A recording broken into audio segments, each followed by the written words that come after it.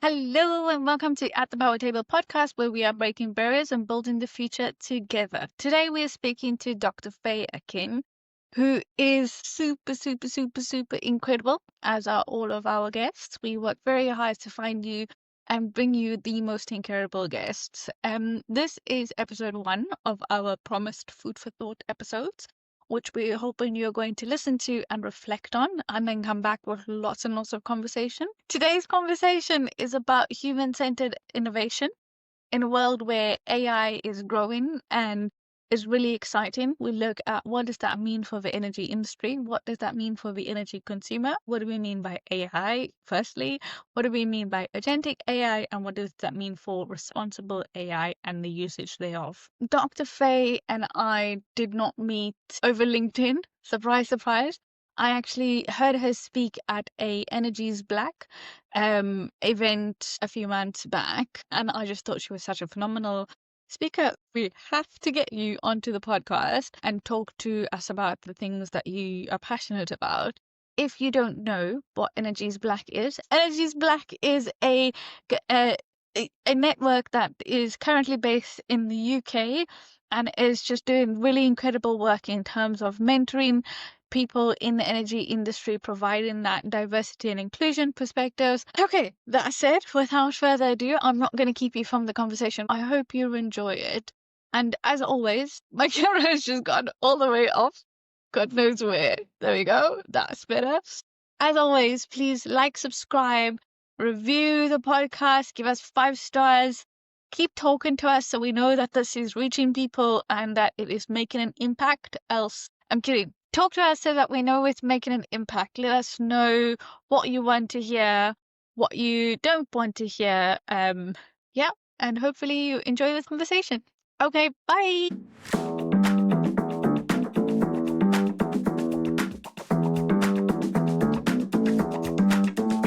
Your name in full for me, and then tell me what it means. It means it's Feyi Akin. So Yeah. it means, I'm trying to make it a bit more simple. It means use this one to take care of me. Something like that. Like, yeah, that's the meaning. And then my surname is Akin. That's actually my maiden name. If I take my married name, it's supposed to be like a short word, L. But Yeah. I'm still like keeping the name because, it's just easier that way. So Akin Wolemiwa, that means braveness comes into my house. So I'm not sure if you've listened to episode 2, Oluwa Dabira Abiola Awe. Nigerian names are poetry. Poetry. There's just so much love that goes into, like, this is a blessing that I have in my house, and then there's just poetry that, like, flies out, and I'm just like, oh my God. We take names so very beautiful. seriously in Nigeria. Like, we take names so seriously. I love Is that the same in South Africa? Yeah. Okay. So what's your name, the meaning of your name? So South Africa is quite diverse in that sense. So like South Africa has African people, we have white people, we have Indian people, which is myself, and then we have mixed race, which is what we call colors. So I know not everybody calls that color and it's offensive, but in South Africa that's a general term. So it also depends. For us from an Indian background, it's very like driven by culture. So like mine would be driven by a Muslim culture because I'm Muslim, and my name means father's ornament. Oh. Yeah, it's really cute. Oh, that's cute. Yeah.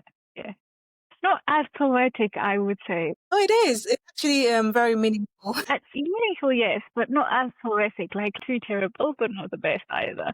So, Dr. Feyi, thank you Just so call me much. Feyi. Feyi, not Dr. Feyi. Like my girl, you are Dr. Feyi. Yeah, just call it Feyi. Okay, Feyi. Thank you so much for joining us at the Power Table podcast. We're so excited to have you here. So tell us about yourself. Tell us what you do.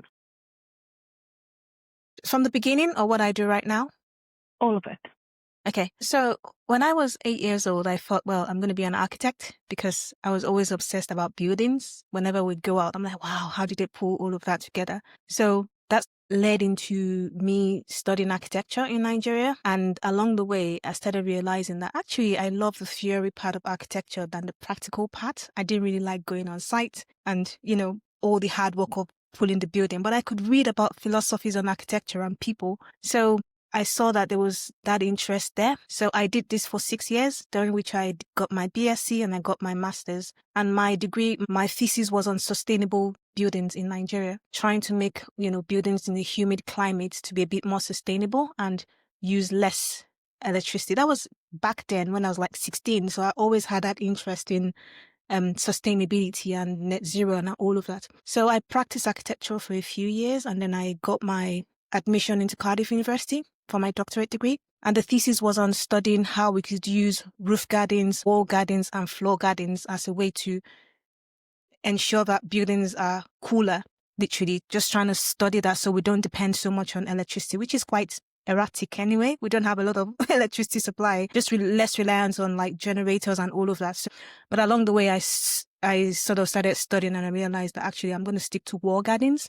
And I studied that for 5 years and I worked with communities to develop very affordable wall gardens because wall gardens are typically expensive. They could be about £3,000, but together with the community, we're able to adapt it to Nigerian standards and it costs less than £1 just with leaning on community knowledge. So it was a 2-in-1 thesis. It was about how to work with people to develop ideas together and solve problems with them. And then the second part was the physical aspect of actually this works. So this wall garden is not just a wall garden. It could be like a place of food. It could grow vegetables. It could bring people together and it could actually cool down houses by about 1 to 2 degrees centigrade. Not a lot, but something in there. But after that one, I knew I didn't want to continue on the path of academia. I just knew that, I wasn't going to be a professor like 20 years and all of that. I started thinking, how can I apply my skill set in a larger space? And I got, user research. It's similar. You're studying people, but it's in a technological space. So you're using insights to build the right product for people. And I thought that makes complete sense. And I did a few courses and I sort of got into that space. So Next Retail, Next, that's the first company that hired me as a user researcher. And, it was a very small team. So we're sort of putting all of these practices together. And it was very mind-blowing to see how you could translate research into, because in academia, it's very rigorous. You have to prove and show methodology. But in the tech space, no one has time for that. It's more like, what do we need to do and why? So it was a lot more agile and was very interesting. So after that one, I got into Twilio. I was the staff researcher there. They were trying to build out the international market. And after a while, I got into National Grid. And it just took me back to that sustainable net zero route. And I've been there for about 3 years now. And I currently lead research and design, trying to ensure that whatever is being built is human-centered as much as possible. So that's me in a nutshell. You in a nutshell. That is so impressive. That's really cool. Thank you for sharing that with us. Can you just confirm, you said you got the cost down to under £1? Yeah. That is insane. That is so beautiful. Yeah. I love that, showcasing the power of bringing the community together. Exactly. And then I think the second point was you touched on a nuance between working in private sector and working with academia, and those two working together. And one of the nuances is the speed and the pace at which people work, and that's also based on what people or the different perceptions of what robust evidence is. I think that nuance is so important to talk about and talk about how we address that nuance, because I think for me, the energy sector, and I'm sure you would agree, but feel free to disagree, is that everyone needs to be on board. And so you need that interaction with communities. You need to be building solutions with them, but we also need to be building solutions with academia. And it's highlighting those nuances and then talking through how we build this forward. So I'd love to get your perspective in terms of like bringing different stakeholders together, both across your architecture piece, across your thesis, and across your work in National Grid, talking around what are those challenges that you've seen in terms of bringing people together, and more importantly, what are the solutions you've seen work? Yeah. The team I work with, it's National Grid Ventures. So it's the unregulated part of the business. They're not like under all of the laws, under all of those strict regulations. So it's a very interesting part of the business. But based on my observation, there is a lot of academic work. There's a team called National Grid Partners, where they sort of partner with academia and other startups to bring that knowledge together. So for me, the key thing is sometimes academics are like, well, it's very detailed. There's a lot of nuances. There's a lot of 50 pages and all of those nitty gritty. And from the business perspective, you're probably like, well, what can it solve? What's the problem and what's the cost? So for me, when I started as a researcher, I used to bring that academic knowledge of, oh, this is, these are the evidences, and they'll just go, yeah, thank you.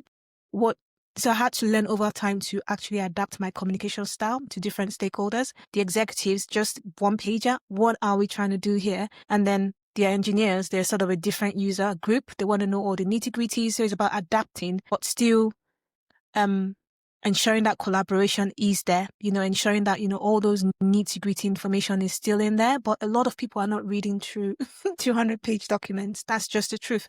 Communication is always still something that I'm evolving and learning. It's a very interesting aspect because you want to know all the nitty gritty, but at the same time, you don't want to overwhelm people with information. So it's about striking that balance as well. So just based on my observation, that's what I've seen.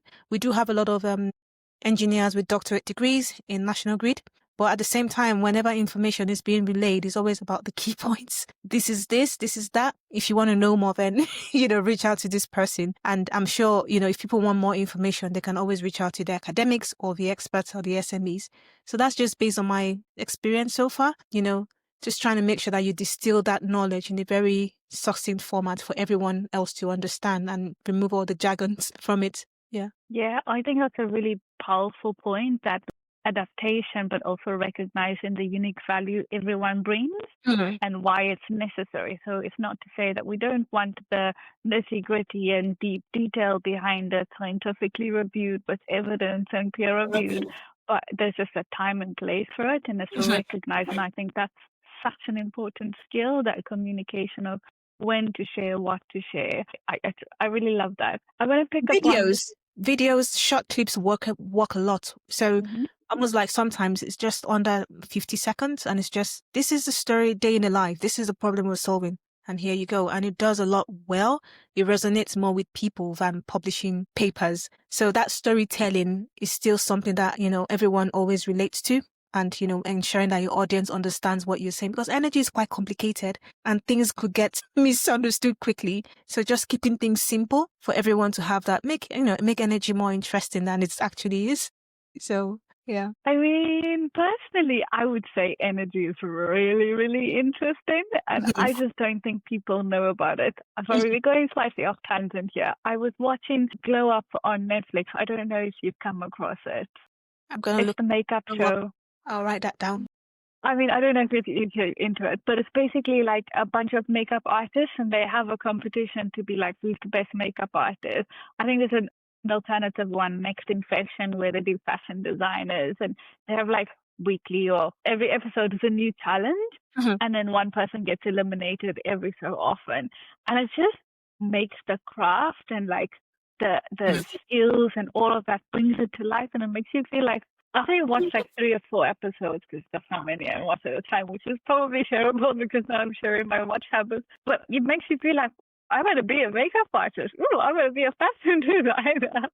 And so, like, probably to go to tangent, but like, is that something we need to do for the energy industry? Be like, here's a show about the next engineer of the future, or something problem solving. I think it could be really cool. I do see a lot of programs on energy. I think there was something on Netflix called Stuff or Waste. I'm not sure. So it's talking about how people are not conscious of their energy use and how we should be a bit more sustainable. I think there's a lot of shows on sustainability and recycling and, trying to like use solar and all of that. I think it's already there, and they do try to like relate it with people. But in terms of, it depends on what exactly is the message you're trying to get out there. Because I think there's a lot of information on all of these things, but even things like offshore hybrid assets that we're building, what is that? There's a lot of misinformation about this, like you're destroying the wildlife and, you're destroying our oceans. So how about finding ways to, make this information, ensure that misinformation is not being propagated out there? Or you're trying to like, right now we're trying to like get like people that can swim, because we are setting up all of these offshore hybrid assets. That is so cool. And that's like for the future, because, you have to learn how to swim, and we're going to like literally build all of these assets on the ocean. So you're right. I've not seen a lot of information out there, and that could be an area for improvement to get people to see what is happening and what's exciting about this. But right now, the net zero sentiment in the media is a bit, it's expensive, it's this, it's that. So I could see the consciousness in that area, you know. Yeah. Yeah, and I think it's just staying on the skills conversation that we're having here. So we've spoken about skills around what are those skill sets that you need, and it's that curiosity, it's that adaptability, it's that resilience, it's also knowing what value you bring to the table so that your voice doesn't get lost, because that's really important. And I mean, you've just mentioned divers there. So, like, in terms of building for the future, what are the skills that we need in your perspective? Yeah, I mean, everyone is talking about this because energy impacts everyone. So there's so much to unpack. There's the behavioral aspect, you know, getting people to be more conscious. There's also a lot of things about vehicle to everything technology. I think they're looking at how cars could charge houses in the future, which is insane. There's also things around, you know, apart from behavior, digital skill sets, because a lot of things are still done on spreadsheets, trying to upskill people, you know. There's also that fair and balance between predictive maintenance and ensuring that there's human in the loop. So we don't just want our assets to just take care of itself without somebody actually being there. So there's a lot of discussions on this, even across National Grid and the energy industry in general. So for me, I think it's two aspects. There's the digital aspect, which is, you know, ensuring that we embrace AI and all of these asset management tools to ensure that, you know, even before faults develop, they sort of tell us ahead of time, and it makes things a lot more efficient. But there's also that fear, because it's the energy industry, that anything goes wrong, then there's a lot of implications. So there's that fear and resilience and resistance as well. So that digital aspect is important. And then even the physical aspect of bringing all of these assets, building them physically, there's not enough skills in that area. So training people, like I said, the offshore hybrid assets, I think it's only Europe that is leading in this aspect as well. So new ways of building things, new technology to embrace. And there's also the third aspect, which is training our engineers for the future. So, of course, we have a lot fewer engineers, and there's a major skill set shortage.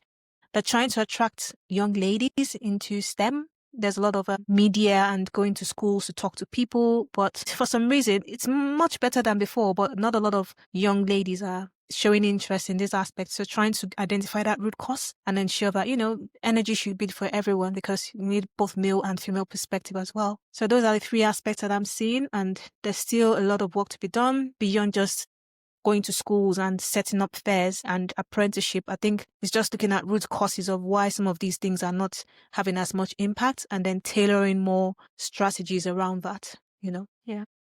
Do you have a view on what those root causes are? It's, for instance, like the evidence that shows that less young ladies are going into STEM. I mean, there's a lot of evangelization, so maybe discounted fees.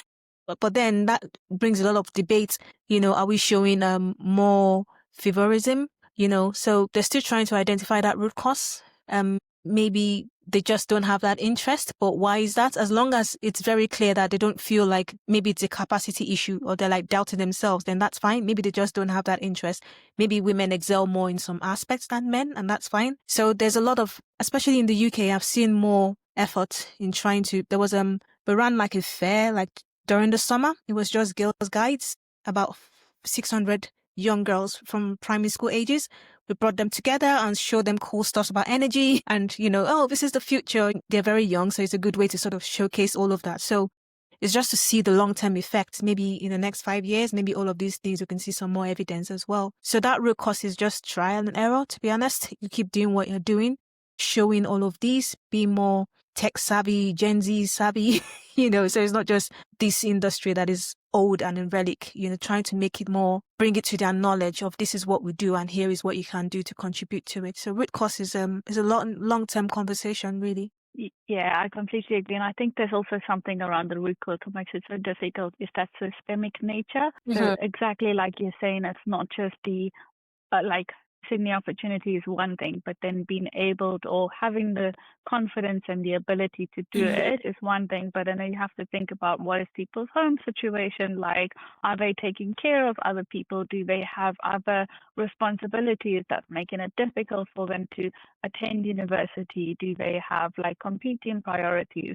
Are they trying to put food on the table for their family? So there's lots of things to consider in terms of that might do I do understand and I agree with the finding the root cause. Mhm. So I think like we spoke about this at the Power Table was at the Newcastle Clean Energy UK conference a week or two ago. And one of the things we spoke about is that identifying what are the issues at community level and then having someone to champion those community issues, or having someone in the community who cares about those people to be like, you're young female, promising, you have the ability. What is stopping you from doing that?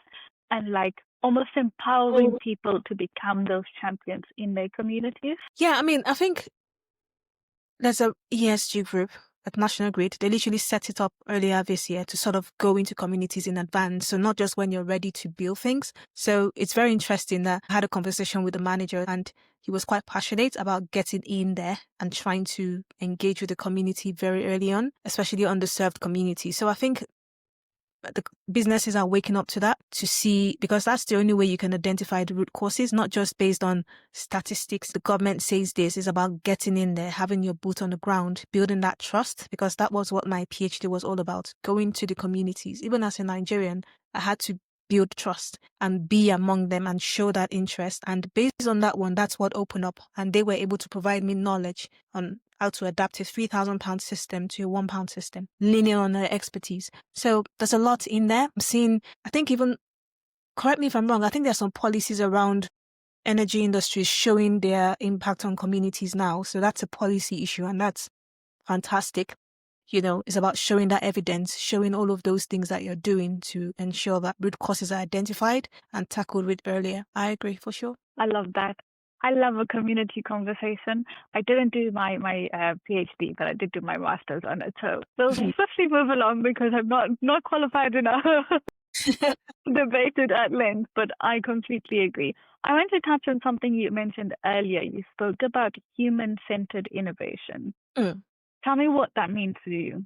Innovation is everywhere. You know, everyone talks about innovation. I mean, UK in general is obsessed with innovation. But for me, I've seen innovation that when it comes down, I think at the end of the day, what are you innovating for? It's about people. At the end of the day, behind all of these fantastic innovation, it's the humans that are going to use this. It's a human problem. As much as it's a business problem, it's still a human problem. It's still a face behind all of these things. So over time, I've seen some products and some fantastic innovation that looks fantastic on paper, and the reality is just not solving a problem, or maybe it's not set up properly. It was more like, oh, this is the problem it's going to solve and that's the solution. And when it comes down to the use and, you know, ensuring that adoption, then people are like, no, it's not doing anything for me, or the way it's set up is so difficult, it's so complicated, and then they abandon it because human beings want things easier, not just more difficult or additional layers and processing. And then before you know it, oh, we invested this amount of money and no one is using it. And yeah, we failed. So for me, humanizing innovation is still about user research, but it's on another higher level. It's about ensuring that, yeah, this innovation, or what problem are we solving? Do we have that evidence that this is a human problem? Because if you build the wrong thing, then you spend millions and it goes to waste. So humanizing innovation is ensuring that the user needs and the user problems are as elevated as the business problems. So it's bridging that gap, you know.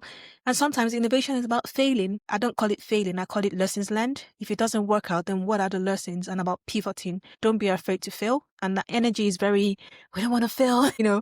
We don't want to fail. We need to make sure that we hit the nail on the head. But for me, innovation is about solving problems and seeing where that problem leads you to. Yeah, it doesn't work out. This is not what we thought. It's okay to pivot. So that's, for me, is about humanizing innovation. It's about being adaptable, you know, seeing that something doesn't work and pivoting. And at the end of the day, it's like, this is fantastic. This just joins together. You know, it starts with a problem and we're sure this is the real problem that we're framing from a human lens.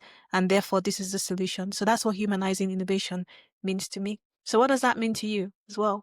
So I think before I give you my perspective on what human-centered innovation means, I'd almost like to use that as a segue into AI and agentic AI, and get your thoughts in terms of where we're going from an AI perspective, where we're going from an agentic AI perspective, and talk about that. But I'll tell you my perspective in terms of human-centered innovation. I think human-centered innovation for me, like you're saying, is solving the problem, but it's solving the problem from a from an empathetic perspective. So for me, there needs to be empathy at the center of everything that we solve. Every time we develop something new, there's always a criteria of scalability. So you get to proof of concept, proof of value build, and you're like, can we scale it? But for me, I think there needs to be, can we scale it? But when we scale it, is there flexibility to adjust for different types of users, to adjust for different people's needs?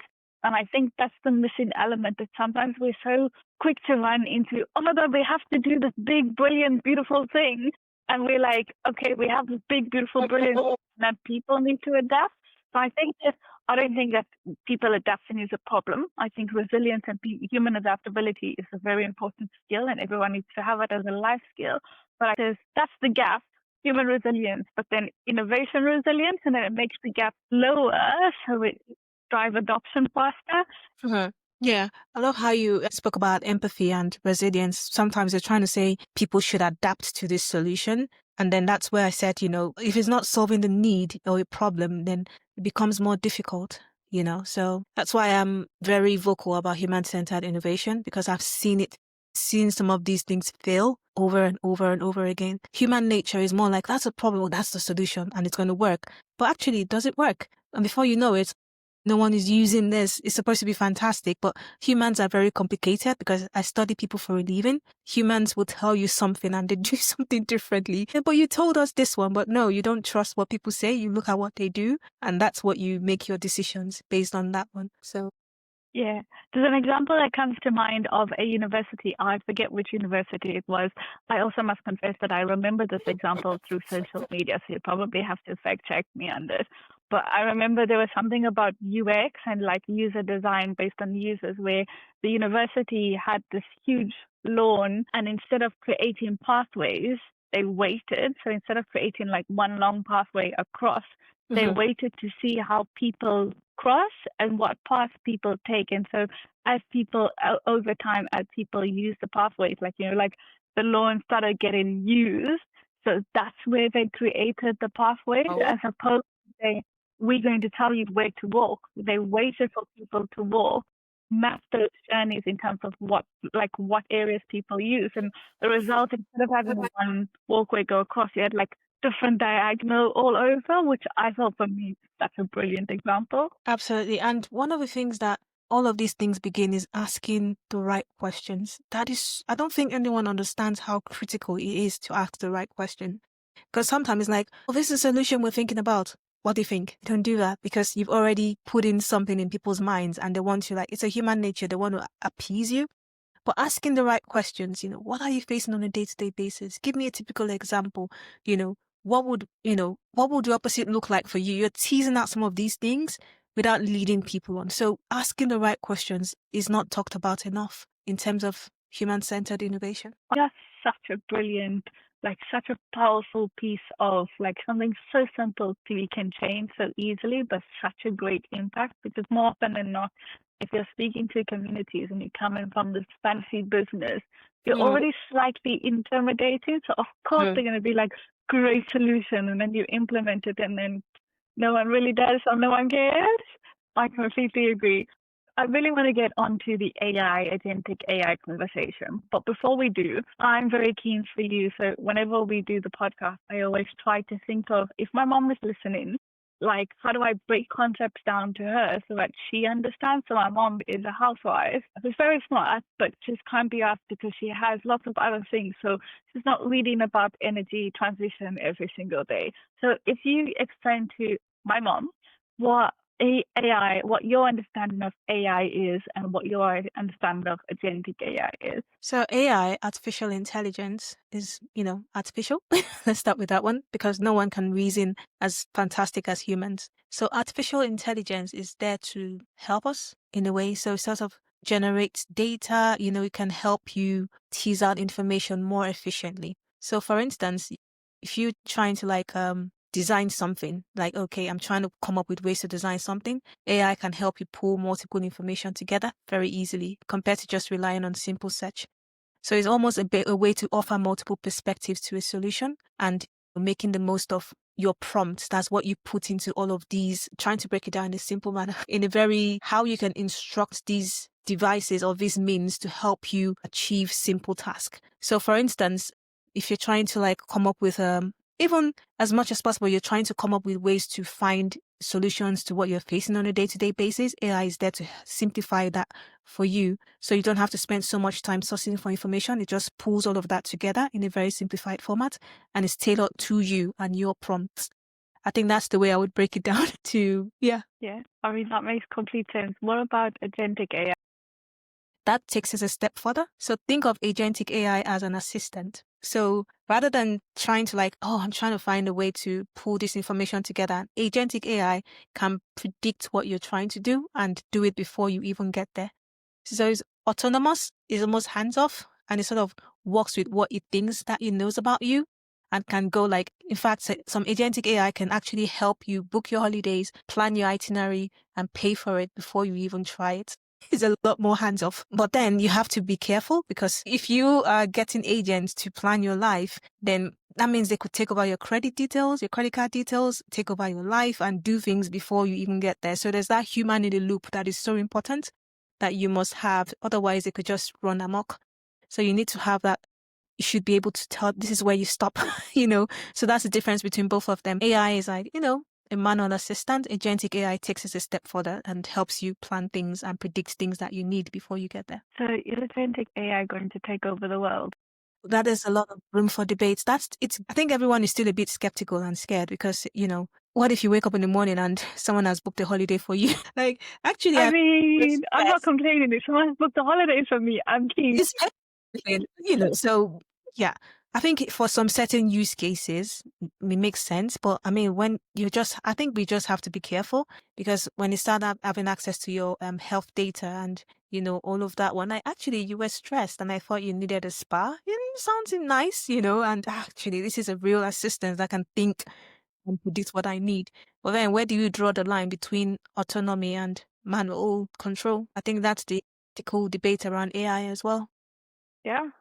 I think that's really important to have those conversations. I'm very keen to understand your perspective in terms of where you see that intersection between AI and energy transition.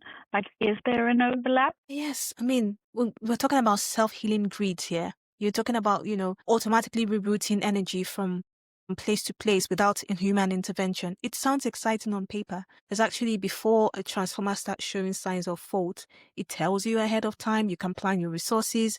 You can, you don't need as much outages. You don't need to start, what risk of we're trying to get this on outage. You can plan multiple resources. It sounds fantastic on paper, but at the same time, where do we draw the line between, there's an energy industry, it's regulated, it's a safety industry. If anything goes wrong, we're talking about powering hospitals, trains. I mean, you saw what happened in Spain where there was that outage and everything just went to a standstill and some lives could be lost. So about striking that balance. So engineers are naturally very skeptical about this. But at the same time, I think for me, I predict that if we're designing for agentic systems, the human in the loop is going to be even more important than before. Before any decision takes place, it's probably going to be routed through an SME first, subject matter expert first, before being allowed to run amok.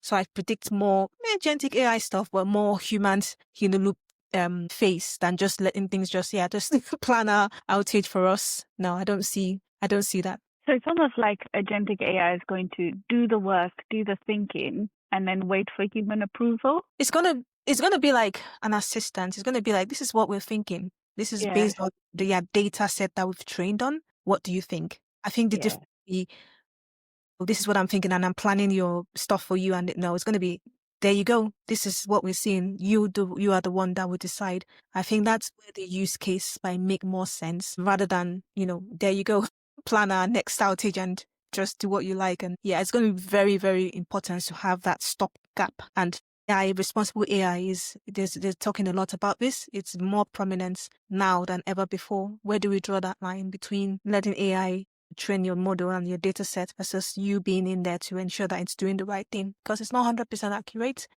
Yeah, I think that makes lots of sense. And AI also hallucinates or just tells you, and I think you said it earlier, it tells you what it thinks it knows about you. but humans are like ever evolving. So AI can never fully know you better than you know yourself. So I do Exactly. think there's a need for responsible AI and responsible AI usage, but it's also important to not be so afraid that Mm-hmm. we are losing out on the opportunity. Mm-hmm. I agree. In terms of like AI and energy, is there any examples where you can see that impacting the consumer? I use AI a lot to critique my presentations. And the reason why I love this is because it offers multiple perspectives that I don't consider before. There's a danger to rely on it to help you think. And I think there was a study that shows the difference between people who rely on AI and those who don't. I think there was a difference in brain activity. And I can see that it could be very addictive. You know, you lose that ability to think critically because it's just easy, just what do you think? And you have to stop myself sometimes. So, for instance, I was running a workshop in Munich and I wanted to design a session around this. And I made sure I designed it myself first and then run it through AI that, you know, this is what I'm thinking. I know this is not, why don't you consider this or why? And I'm very brutal. I'm like, critique this. Don't tell me what I want to hear. Critique this and give me your critical feedback. And it helps to provide different perspective. Have you considered this? Sometimes it talks nonsense. I'm not gonna lie. But then it's just nice to have that feedback as well. So I use that for those sort of use cases. If I'm trying to like plan a holiday, you know, or sometimes I even use it to like, if I'm trying to like do career development, I'm like, okay, based on what you think you know about me, what do you see? What do you recommend? And I see what it comes up with. And I'm like, actually, that's interesting as well. So that's the typical use case that I use it for. I've not gone beyond that. I'm still skeptical to try agentic AI because I'm like, what exactly do I want from this? What problem would it solve for me? You know, and I'm still learning about that world as well, because I don't think I would fully trust the information that is being presented to me, you know? So, difficult question. What would need to be in place to fully convince you to let, like, seamlessly integrate agentic AI into your life? Personal, professional, all of it. I want to see it in action. I want to understand the back end process. How does this work? You know, I would want to see how does it source the data? What does it do exactly? Test out the output first and see that it's accurate before I can say, oh, but I would never trust it 100%. I don't think anyone should because even now, I still see that it hallucinates. I use it in my day-to-day role at National Grid. We have like Copilot. Copilot is actually embedded within Microsoft Word documents, which is fantastic. But sometimes when I'm like, pull this information together and it's just very random, I'm just like, well, you know. So always, as a researcher, I think it's a research thing. You just want to keep questioning that, is this correct? So for me, it's about seeing and believing. There are some use cases that we're currently working on and I'm keen to see how that works.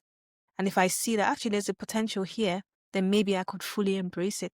I think everyone is typically skeptical until they see what it can do, you know. So when I heard about the agentic AI that could just help you book your holiday, I was like, it sounds exciting, but what? What? Like, you just like, there you go, your itinerary. I'm like, that's like full-time sci-fi robot life, you know, where it does things for you without telling it to.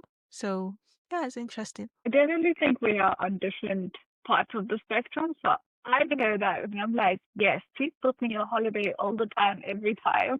I am very keen to go on a holiday. I'm also a lot more open. So I think as long as you maintain that critical nature of what is AI telling you, because sometimes it really does just tell you real terrible things. I remember, so we also have, in our company, we have AI too, and I once used AI, and it just made up a story about how National Grid is trying to buy, or National Grid is privatizing, and people are like going to buy it, and they gave me a date as to when this is going to happen, and they're like, this is in this document, here's the sources. And I went and told my director, like, oh, yeah, this is happening. And he was like, oh my God, I don't know. And both of us are not from the UK. We both came into the country about the same time. So neither of us had like the background knowledge of like this actually never ever happened in real life after we would have seen it on the news. And we just running with the story that, oh, this is happening. Can you believe this inside this wild, insane market activity?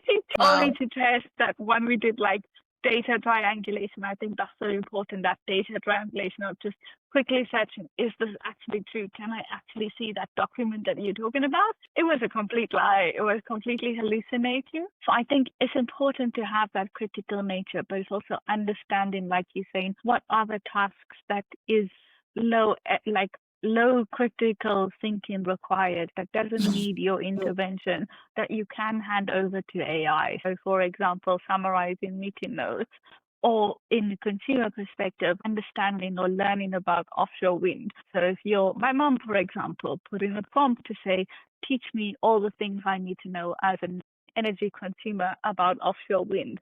How does it impact my electricity price? What does it mean for me? Is it more offshore wind? Is it a good thing? Is it a bad thing? How do I save electricity? So I think in those ways, there's power behind it, and it's really important to recognize that. Absolutely. It's about, like I said, responsible AI and ethics is a growing field. It's teaching people how to use AI. I think that should be a course in itself. Sometimes, they've already started putting like disclaimers like, oh, AI could be incorrect. And, but is that enough? What about growing children that could be addicted to this chatbot? People are using it as mental health support. Where do we draw the line? How do we ensure that information is accurate and correct? Is more than just saying, oh, this is a disclaimer. Could there be more that could put in place? Could we teach people to question all of these things? I think it's still evolving. Responsible AI is a field in itself that, I love that they exist because they help balance that excitement of AI with the practical realities of this is what we need to do. They call them the Debbie Downers, but I don't think so, because we need to have that check in place. I think that's really, really important, that is it practical? And again, going back to the conversation of, is it human-centered? So are we making sure we're solving a human problem? Are we making sure humans are at the center of why we're doing all of this innovation? Because if they're not, then you're right, the AI was going to run amok and we're going to lose control, and that's not what we want. Then, just taking into context that from the conversation we've had, we've spoken about communities, the link between academia, the building of innovation, making sure it's human-centered, and then AI and agentic AI. I'm so keen to get your views of, if you had to redesign the energy industry in the UK, or it could be Nigeria, you can pick whichever one you want to, from scratch. So no limitations, no money policy, no money issues, no policy issues, no resource. This is a world in which everything is easily accessible to you and available. What are the key things that you would change, if anything? Would embrace diversity very early on. And there's a reason behind this. I think a lot of times we'll talk about diversity and all of that. I don't think we deep dive this enough. Diversity is not just about skin color. Diversity is about perspectives. And if you bring in different perspectives, then you can make the right decision early rather than it becoming a firefighting thing. So, if you're trying to build something new, for instance, that's why it's important to diversify your workforce, diversify the kind of communities you engage with. All of that different perspectives helps create better policies, helps create better decisions. Because if you're just like, oh, this is the way we've always done it, then you're missing out multiple blind spots. And the world is evolving, even now more than ever. For instance, like I mentioned before about reaching younger people in terms of educating them about energy, I don't think TikTok is talked about enough. That's how this generation is embracing information. It's not the old school format, because energy is, it's old, it's regulated. That's not the way. How are we evolving to keep up with this? To make energy cool, to reach the next generation of people, to encourage all of those, this is where you need to be. I'm not seeing a lot of it. So I would redesign it to ensure that it's very diverse, diversity of perspective, diversity of opinion. Renewables, it's a controversial topic. I wouldn't say let's go all in yet on renewables. And here is why. The reason is because people are already seeing the impact on bills. There's something called energy poverty. A lot of people are not being able to afford their bills. And it's more than just, oh, we're going to support you, but they're trying to understand why. Okay, why are we going 100% net zero? Yeah, it's about good for the environment, but it's expensive for me. That's a human-centered perspective. Yeah, it's going to make the environment better, but at what cost? Everyone should you're saying everyone should have full EV vehicles, but do we have the infrastructure to support the chargings? These are some critical questions about striking that balance between renewable versus, traditional ways of generating electricity. We're trying to build data centers. We don't have the infrastructure for it. So I'll be a bit more open. Yes, we're going to get to 100% renewables, but in the meantime, there is what we can do to get there. The third thing is digital literacy. We have a lot of all of these assets, fantastic engineers that would we're already exploring like using AI to source historical information. So I'll start developing use cases that we can start with that are not like impacting the lifespan of assets, just something we can trial first to see how we can get along with it before we start planning for fully autonomous predictive AI systems.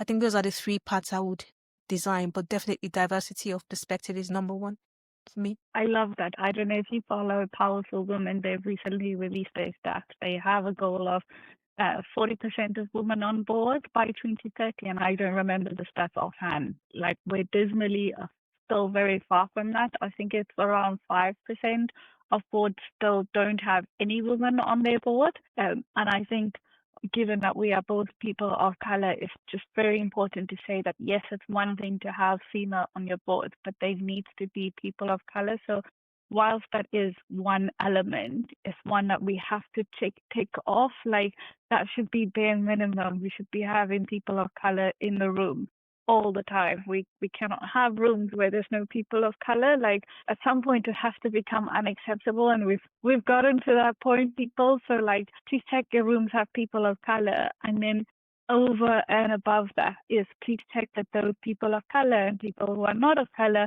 come from diverse backgrounds. So give us people who've come from your really beautiful and high Ivy League schools. Give us people who haven't gone to a university route. Give us people who are from a different industry altogether that is impacted. Give us consumer perspectives. Give us diversity of perspectives over and above that diversity. So I agree, there's lots of layers, and there's still so much that we can do to get that right. Yeah. For me, diversity is more, as I said, it's not just about the skin color, it's about lived experiences. And that's the key thing here. It's not just, we have to bring in different colors. It's different lived experiences. And that's what will help generate and shape better policies, and there's so much, because I'm a researcher and that's part of my role, studying people. I'm supposed to approach everybody with a mindset of learning. And because of that approach, I learn a lot from people every day. And it's fascinating, what they bring to the table, how they think differently to me. And I'm like, wow, I didn't even consider that one. And it'd be such a shame if that's not further developed in the energy industry. Like I said, the net zero policy, it's fantastic on paper, but do we know the reality of the impact on communities? Have we really studied this? Do we have things to mitigate this in place? That would happen if more people are brought in when you're shaping some of these decisions, Yeah, I completely agree. And my final question, thank you. This has been an absolutely brilliant conversation. We've touched on so many things, and I think so many powerful messages that has come through on this. So thank you so much for sharing, and thank you for making the time. I think the final question is turning it back onto, if you were at the beginning of your career, knowing what you know now, what advice would you give a younger version of Feyi at the start of her career? Oh man, stay open. Stay open. I think that's the advice for every single person. I didn't think I would end up in energy industry. I didn't think I would be into research and design, but it still lies with my skill set and things that I'm interested in. So I'd say allow your interest to guide you rather than what's popular, I would also say keep being curious. I don't know if I would still be in this role or this area in the next 1 or 2 years, and I'm completely open. I'll just keep following my interests. And I think the third thing is keep being interested in people, because having that interest and that unbiased mindset is important in every industry, not just energy. It's about ensuring that people's experiences and voices are heard, no matter where I am, and, just pursuing that passion and seeing where it takes me to. I think that's the advice. I think that's such beautiful advice, especially on the last part. I mean, that's just great life advice as well. It's just like a richer career, richer personal life, richer life entirely. People is what makes us grow, because we learn from each other, we learn from different perspectives. This makes your life better. So with that, Dr. Feyi, thank you so much. I know you said not Dr. Feyi, but I just have to remind people, Dr. Feyi, you're absolutely incredible. Thank you for all the work you're doing in the world Thank you and for in the having me. UK. Yeah, thank you for having me. It's been great. Awesome. Yeah, it's been awesome.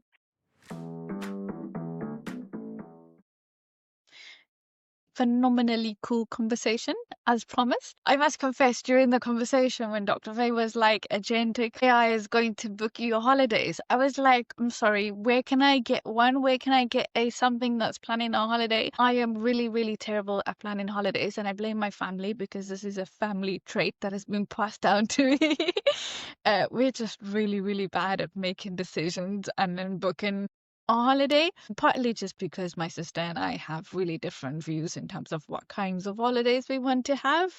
But we do know that we want to take a holiday together. So there's lots of like back and forth, lots of compromise, lots of, oh my God, and then lots of stalling and procrastination too. So if we could get an agent to book our holidays, that would be brilliant. That being said, I'm very much looking forward to the holidays. And as promised, our second episode will be Chloe, who is not an energy person, has not been part of any energy conversations, but has been in behind the scenes of almost all, I don't think all, but almost all of our previous recordings, and has been listening in.